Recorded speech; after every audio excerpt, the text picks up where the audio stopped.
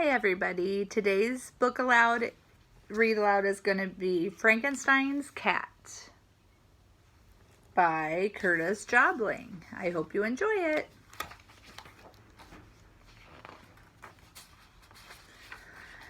Now we all know the story of Frankenstein and his monster. Frank was a misunderstood, some would say mad doctor who made a man out of body parts.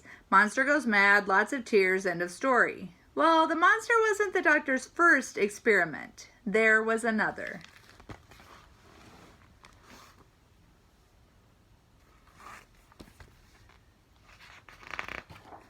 Meet Frankenstein's cat.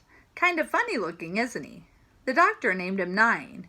Not because cats have 9 lives, but because that's how many cats it took to make him. A Persian here, a Siamese there, a couple of tabbies, a few mousers, and a very, very, very smelly alley cat thrown in for good measure.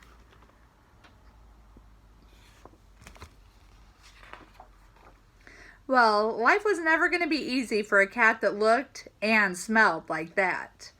The folks who lived in the castle liked things that were just plain ordinary, and clearly Frankenstein's cat was no ordinary cat. But Nine was determined to make some friends. With his stinky spring and his stuttering stride, he visited the castle kitchen.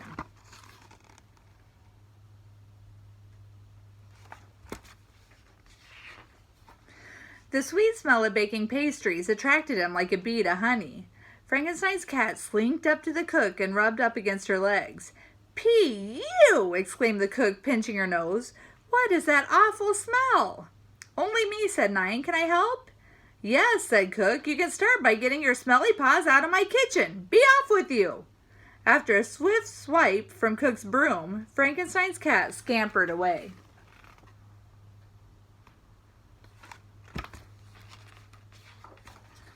"I know," he thought. "I'll try the courtyard. I bet I'll find a friend there." He hopped into the courtyard where he bumped into some village children playing. "Can I join in?" asked Nine. "Yuck! What's that smell?" all the children muttered. One boy stepped up. Not too close. "We're playing hide and seek," he said. "Sure, you can join in. Go and hide."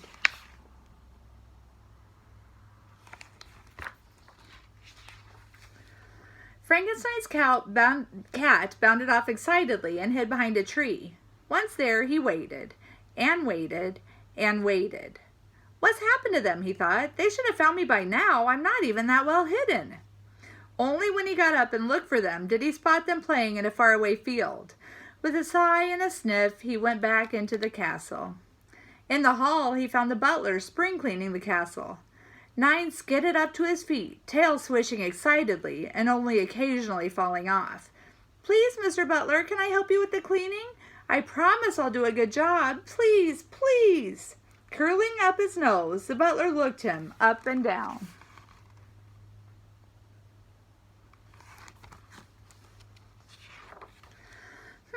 I suppose so. I can't really see the trouble you can cause."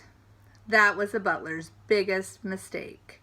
20 minutes, lots of chaos, and plenty of broken dishes later, Frankenstein's cat was shown the exit.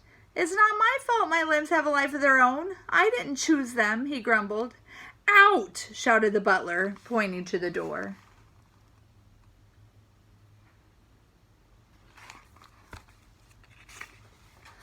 Fed up, Frankenstein's cat went to the doctor's laboratory, where his master was hard at work. "It's no good," said Nine. "I'm lonely and I need a friend." He shuffled about on his mismatched feet before settling by the fire. That's when he had his idea. He didn't have many, so this was quite a special occasion.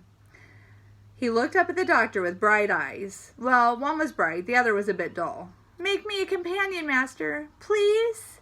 And so the doctor set to work.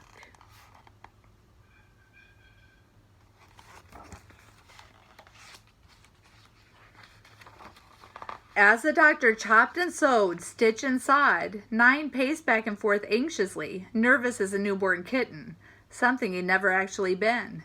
"Oh boy," he thought, "a friend. I can't wait." His thoughts were interrupted by his master's voice. "Enter," the doctor called, and Frankenstein's cat rushed in.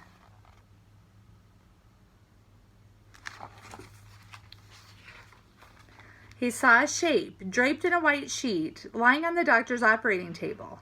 As the storm rumbled overhead and lightning lit up the laboratory, the doctor pulled hard on a huge metal lever. Electricity coursed along cables to the body on the table. Slowly, but surely, it began to twitch and shudder. The figure sat upright, the sheet still covering it. The doctor stepped up and grabbed the edge of a sheet. A warm smile spread across his face. "Frankenstein's cat," said the doctor, pulling the sheet away. "Meet Fifi."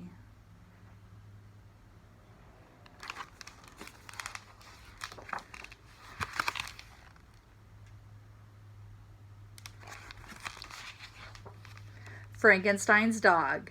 The cat felt sick. With a screech of horror, Frankenstein's cat jumped 4 feet into the air, legs whirring, before turning tail and sprinting for the door. Frankenstein's dog replied with a bellowing "woof" before lurching after him on his clumsy paws.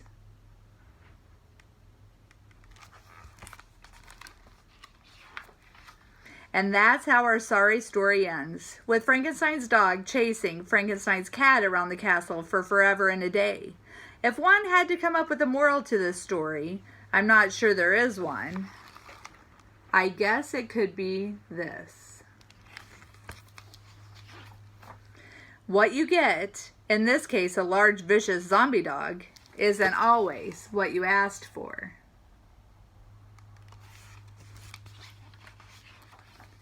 Just bear that in mind when you ask for a puppy for a present. The end. I hope you guys have a great day.